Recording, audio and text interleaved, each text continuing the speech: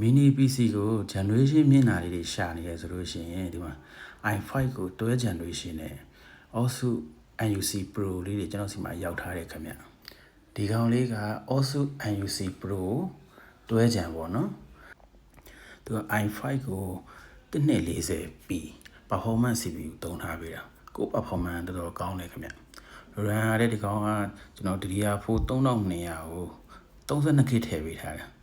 နောက်တစ်ချောင်းထပ်ဆိုင်လို့ရသေးတယ် 64K တိတိုးလို့ရတယ်ပေါ့နော် Kingston SSD အကောင်စားထည့်ပေးထားတယ်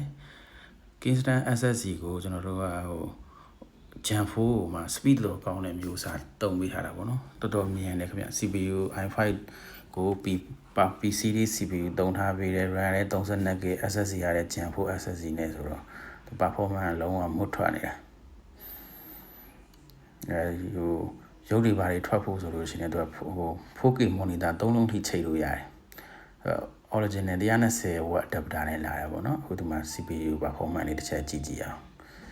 CPU i5 တွဲ gen 1240p ပေါ့နော်ပြီးတော့ RAM က 32K ကောင် SSD ဒီတစ်လုံးဆိုလို့ရှိရင်ဒီကောင်က Samsung SSD နဲ့ဒီကောင်က Wi-Fi 6E ပါတယ်ပြီးတော့ Intel UHD graphic နဲ့ပဲခင်ဗျသူက HDMI 2.1 နှစ်ပေါက်တိုက်စီတန်းထားပေါ် 4.0 နှစ်ပေါက်ပါတယ် USB ပေါက်4ပေါက်ပါတယ်ပေါ့နော်ပြီးတော့ audio ပေါက်တွေလည်းပါတယ်ဒါဆိုသူရဲ့ original 120W adapter ပေါ့နောက်ပြီးတော့ဒီကောင်လေးတွေက upgrade လုပ်ရတယ်လွယ်တယ် upgrade လုပ်ဖို့အတွက်ဆိုလို့ရှိရင်ကျွန်တော်တို့ RAM ဆိုသူ slot 2ချောင်းစိုက်လို့ရတယ်နှစ်လက်မှတ်ကွယ်ဟတ်တဲ့ဒါမှမဟုတ် SSD တစ်လုံးထပ်ထည့်လို့ရတယ်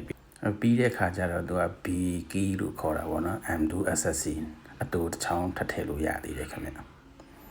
ဒီကတော့ပေးရတဲ့စီနဲ့ပြန်ရတဲ့ performance အရင်မိုက်တယ်စပွဲပေါ်မှာလည်းတည်တည်လေးနဲ့လုံးဝ performance ကောင်းမယ်desktop PC ပေါ့နော် mini PC လေး